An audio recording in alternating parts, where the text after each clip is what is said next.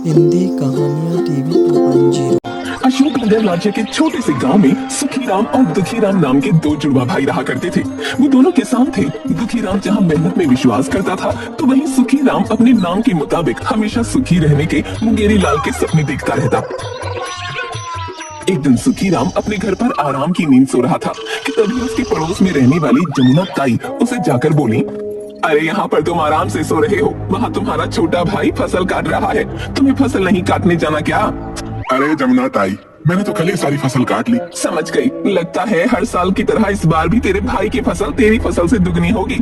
सुखीराम दौड़ते हुए अपने भाई के खेत में जाकर गुस्से से बोला, माता पिता ने मेरा नाम सुखीराम रखा था, मगर अपने नाम के मुताबिक मैंने अपनी किस्मत उल्टी ही पाई है। माता पिता के देहांत के बाद मैंने कितनी चालाकी से अपने भाई दुखीराम के हिस्से की आधी से ज्यादा खेती हड़प ली, फिर भी समझ में नहीं आता कि मेरी फसल उसकी फसल से कम क्यों होती है। सुखीराम घर पर जाकर दोबारा सो गया। अगले दिन सुखीराम का दरवाजा कोई जोर जोर से खटखटाने लगा। अब इतनी सुबह सुबह कौन आ गया? एक तो ये गांव वाले ना ठीक से सोने भी नहीं देते।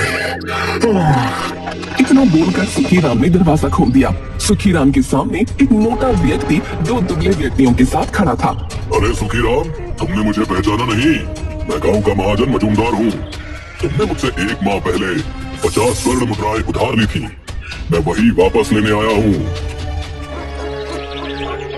अरे मजूमदार भैया, तुम्हें धोखा हुआ है। मेरा नाम सुखीराम नहीं बल्कि दुखीराम है। मेरा भाई सुखीराम तो सामने वाले घर पर रहता है। ये सुनकर महाजन बुरी तरह से चौंकता हुआ बोला, ओ, माफ करना सुखीराम, मुझसे गलती हो गई। तुम दोनों भाई जुड़वा हो ना, इसीलिए ऐसा हुआ। ठीक है, आइंदा से ऐसी गलती मत करना। महाजन 2 व्यक्तियों के साथ तुरंत बाहर चला गया। जान बची लाखों पाए, अब मेरा सारा कर्जा दुखीराम चुकाएगा। महाजन तुरंत दुखीराम के घर पहुंचकर उसका दरवाजा पीटने लगा। दुखीराम दरवाजा खोलकर महाजन से बोला, अबे क्या है? दरवाजा तो तू ऐसे पीट रहा है जैसे कि तेरा मेरे ऊपर कोई कर्ज निकल रहा हो। 1 माह होने को आया है, आज तो 50 स्वर्ण मुद्राएं वापस लिए बगैर नहीं लौटूंगा, बता दे रहा हूँ। चलो अब निकालो मेरी मुद्राएं। अबे तेरा दिमाग तो ठीक है?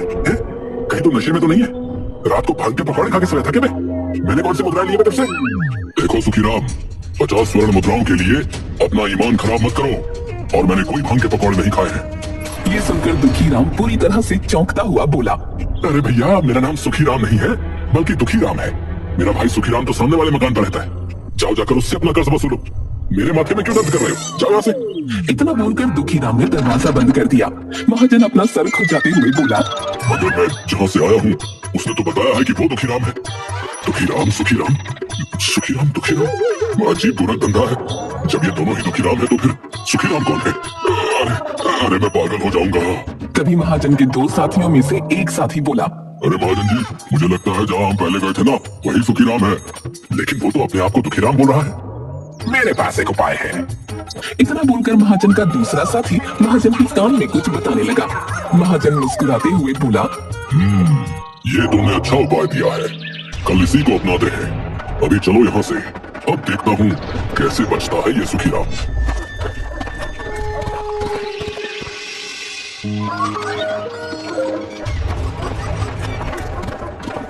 अगले दिन सुबह फिर से महाजन सुखीराम के घर का दरवाजा खटखटाने लगा। सुखीराम दरवाजा खोलकर महाजन से गुस्से में बोला, अरे भैया, तुम्हें बताया तो था कि मैं सुखीराम हूँ। मैं जानता हूँ, इसलिए तो तुम्हारे पास आया हूँ। दरअसल कल मुझसे एक बहुत भारी भूल हो गई। 50 स्वर्ण मुद्राएं तुम्हारी तरफ नहीं बल्कि 100 स्वर्ण मुद्राएं मेरी तरफ तुम्हारी निकल रही है। माफ करना सुखीराम, तुम्हें शायद याद ना हो, लेकिन मेरे खाते में लिखा है कि बहुत सालों पहले मैंने सुखीराम से 200 स्वर्ण मुद्राएं उधार ली थी, जिनमें से 100 मैंने उसे लौटा दी, और बाकी बची स्वर्ण मुद्राएं मैं तुम्हें आज लौटाने आया हूँ। लेकिन तुम सुखीराम ही हो ना? ये सुनकर सुखीराम खुश होता हुआ बोला, अरे अगर ऐसी बात थी तो तुम्हें पहले बताना चाहिए था ना। मेरा नाम ही सुखीराम है। ला ला ला, अब जल्दी से मुझे मेरी 100 स्वर्ण मुद्राएं दे दो। और ऐसी भूल दोबारा मत करना। जल्दी निकालो मेरी स्वर्ण मुद्राएं। ये सुनकर महाजन अपने दोनों साथियों से बोला, यही है सुखीराम, इसी से तुम्हें मेरी 50 स्वर्ण मुद्राएं वसूलनी है। अब कैसे वसूलनी है ये तुम जानो। इतना कहकर महाजन वहाँ से चला गया और महाजन के दोनों साथी सुखीराम को बुरी तरह से पीटने लगे।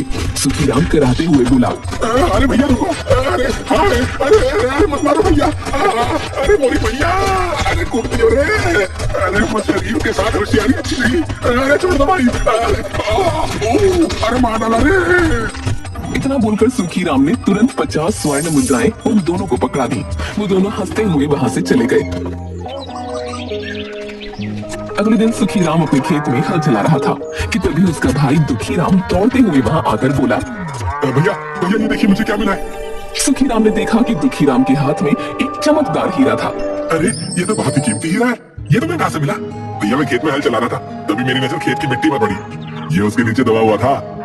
ये सुनकर सुखीराम अपने मन में बोला, इसका मतलब वहाँ पर और भी हीरे होंगे, हो ना हो वहाँ पर हीरे की खदान भी हो सकती है, मुझे कुछ तो करना ही होगा। देखो दुखीराम, एक बात मैंने तुमसे वर्षों पहले छुपाई थी। कौन सी बात भाई? माता पिता के देहांत के बाद मेरे मन में ज्यादा लालच आ गया था और मैंने तुम्हारे हिस्से की जमीन भी हड़प ली थी भाई, लेकिन मुझे मन ही मन बहुत पछतावा है उस बात का। भैया मुझे शक तो था, लेकिन मैंने आपसे कोई शिकायत नहीं की, लेकिन मैं प्रायश्चित करना चाहता हूँ। क्या तुम मेरी उसमें कोई मदद नहीं कर सकते? मुझे प्रायश्चित करना है। मतलब मैं चाहता हूँ कि तुम मेरे हिस्से के सारे खेत की जमीन ले लो और अपने हिस्से की छोटी सी खेत की जमीन मुझे दे दो। मैं उस छोटे से टुकड़े में खेती कर अपना गुजर बसर करना चाहता हूँ। ये सुनकर दुखीराम बुरी तरह से चौंक पड़ा और अपने मन में बोला, समझ गया, ये भैया अपनी हरकत से बाज नहीं आएंगे, बहुत होशियार बन रहे हैं। ये सोच रहे होंगे कि इस खेत के हीरे मेरे खेत में और भी होंगे। दुखीराम गुस्से से सुखीराम से बोला, भैया जब मुझे कोई शिकायत नहीं है तो आप अपनी सारी खेती मुझे क्यों देना चाहते? प्रायश्चित प्रायश्चित, ठीक है जैसे आपकी इच्छा। उस दिन से दुखीराम सुखीराम के खेत में हल चलाने लगा। कुछ ही दिनों में सुखीराम ने दुखीराम के खेत की सारी मिट्टी खोद डाली, मगर उसे एक भी हीरा न मिला। हाय हाय मैं तो लड़ गया, हाय मैं बर्बाद हो गया, मैं तो वहीं पर जाकर दोबारा खड़ा हो गया जहाँ से चला था। सत्यानाश है मेरा, इस जमीन पर तो एक भी हीरा नहीं है। तभी वहाँ पर दुखीराम दौड़ता हुआ हाथों में एक मटका लेकर आ पहुँचा। भैया भैया ये देखो मुझे क्या मिला। सुखीराम ने देखा कि वो मटका स्वर्ण मुद्राओं से भरा था। अरे ये मटका तो स्वर्ण मुद्राओं से भरा हुआ है, ये तुम्हें कहाँ मिला? भैया मैं आपके खेत में हल चला रहा था कि तभी जमीन खोदते हुए कोई चीज अटक गई। जब मैंने खोद कर देखा तो मुझे ये स्वर्ण मुद्राओं से भरा हुआ मटका मिला।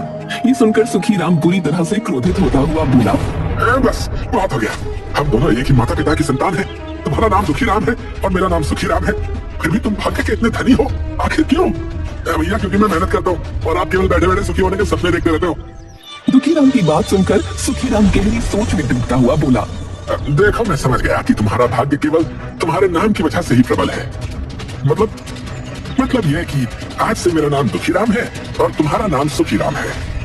अरे ये क्या पागलपन है भैया, नाम बदलने से भाग्य नहीं बदलता है? नहीं, अब चाहे मेरा भाग्य बदले या ना बदले, मैं अपना नाम आज से दुखीराम रखता हूँ और तुम्हारा नाम सुखीराम रखता हूँ। भैया ऐसा मुझे धन का ज्यादा लालच नहीं है, तुम चाहो तो मैं तुम्हें इन स्वर्ण मुद्राओं में से आधी स्वर्ण मुद्राएं देने के लिए तैयार हूँ। नहीं नहीं, भीख नहीं चाहिए मुझे, अब मैंने अपना नाम दुखीराम रख लिया है तो मुझे विश्वास है कि मेरा भाग्य पलट जाएगा। जैसे आपकी इच्छा भैया। इतना बोलकर दुखीराम वहाँ से चला गया।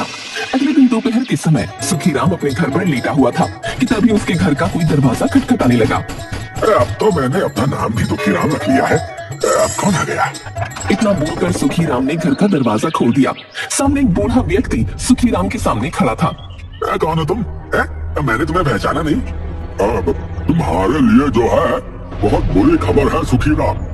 ये सुन सुखीराम बुरी तरह से चौंक पड़ा और अपने मन में बोला, मैंने तो अपना नाम पहले ही बदल दिया है, मैं अब सुखीराम नहीं बल्कि दुखीराम हूँ। तो फिर मैं ये दुख की खबर क्यों सुनूं? इतना बोलकर सुखीराम उस बूढ़े से बोला, देखो भाई तुम गलत घर पर आ गए हो, मेरा नाम सुखीराम नहीं बल्कि दुखीराम है। सुखीराम मेरे सामने वाले घर पर रहता है। बूढ़ा व्यक्ति चुपचाप वहाँ से चला गया और दुखीराम के घर का दरवाजा खटखटाने लगा। दुखीराम ने तुरंत दरवाजा खोल दिया। क्षमा कीजिएगा मैंने आपको पहचाना नहीं। तुम्हारे लिए बहुत बुरी खबर है सुखीराम। दुखीराम कुछ कहने ही वाला था कि तभी उसे कल की घटना याद आ गई और वो अपने मन में बोला, मेरा नाम तो आपसे सुखीराम है। दुखीराम उस बूढ़े से बोला, क्या बुरी खबर है? सुखीराम कल अचानक तुम्हारे बूढ़े चाचा का जो है निधन हो गया है। उनकी कोई संतान नहीं थी, इसलिए अंतिम संस्कार की प्रक्रिया तुम्हें ही पूरी करनी है। और तो और तुम्हारे बूढ़े चाचा के नाम बहुत सारी संपत्ति थी। उन्होंने अपनी सारी संपत्ति मरने से पहले सुखी राम मतलब कि तुम्हारे नाम कर दी थी। अब से उस सारी संपत्ति के वारिस तुम ही हुए। ये सुनकर दुखीराम चौंकता हुआ बोला, लेकिन चाचा जी ने सारी संपत्ति सुखीराम मतलब कि मेरे ही नाम क्यों की?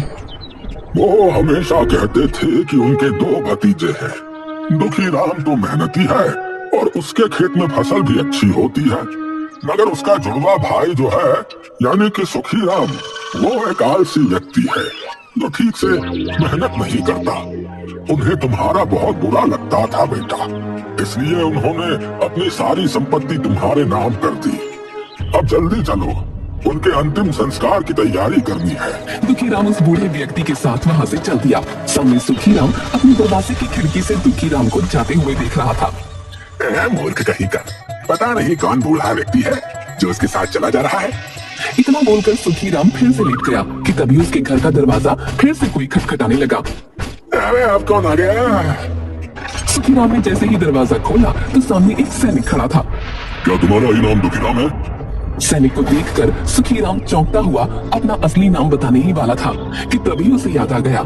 सुखीराम सैनिक से बोला, हाँ, मेरा ही नाम दुखीराम है। महारानी ने तुम्हें याद किया है, लेकिन महारानी को मुझसे क्या काम पड़ गया? देखो, महाराज विक्रम किसी विशेष कार्य से राज्य के बाहर गए हैं, इसलिए राज्य का सारा कार्य रानी रुक्मणी ही संभाल रही है। उन्होंने तुम्हें बतौर अतिथि अपने महल में बुलाया है। ये सुनकर सुखीराम खुश होता हुआ बोला, अरे वाह, नाम बदलते ही मेरे तो दिन बदल गए हैं। इसका मतलब मेरा भाग्य पलट गया।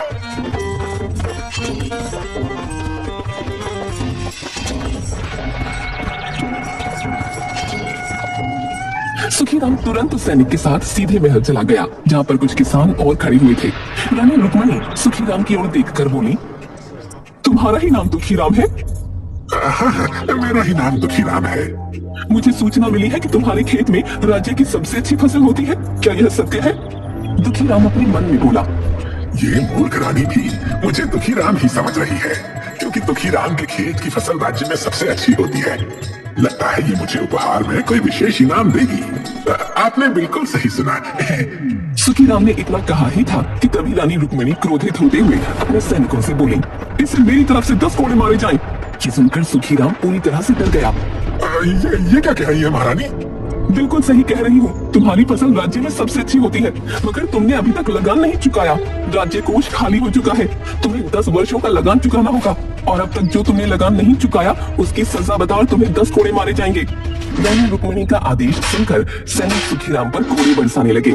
सुखीराम दर्द से करहता हुआ अपने से बोला, अरे मेरा उल्टा भाग्य, मैं तो भी पहाड़ कूदता हूँ, मेरे हिस्से में चुहिया ही निकलती है। कुछ देर में सुखीराम जमीन पर लेटा हुआ था। जाओ, जाकर 10 वर्ष के लगान का इंतजाम करो। नहीं तो क्या? नहीं तो लगान ना चुकाने पर तुम्हें राज्य में सबके सामने फांसी पर लटका दिया जाएगा। ये सुनकर बेचारा सुखीराम रोता हुआ अपने घर पर आ गया कि तभी अचानक उसका भाई वहाँ पर आ गया और उसे सारी घटना बताते हुए बोला, भैया, चाचा जी ने सारी संपत्ति आपके नाम कर दी थी, परंतु आपने तो अपना नाम ही बदल दिया, और आपके चेहरे पर ये दर्द कैसा? ये सुनकर सुखीराम फूट फूट कर रोने लगा। सुखीराम रोते हुए सारी घटना बताने लगा। मेरा तो भाग्य ही उल्टा है छोटे। अब मुझे तेरी बात समझ आ गई है कि नाम बदलने से भाग्य नहीं बदलता। भैया चिंता मत करो, 10 वर्षों का लगान मैं चुका दूंगा। भैया, भाग्य केवल उसी का बदलता है जो दूसरों की खुशहाली देखकर खुश होता है, जो किसी से ईर्ष्या नहीं करता और अपनी सच्ची मेहनत और लगन से अपने कार्य को पूरा करने का प्रयास करता है। चाचा जी ने सारी संपत्ति आपके नाम की है, इसीलिए उसके मालिक आप ही हुए। अपने भाई की बात सुनकर सुखीराम मुस्कुराने लगा और उस दिन के बाद वो सुधर गया।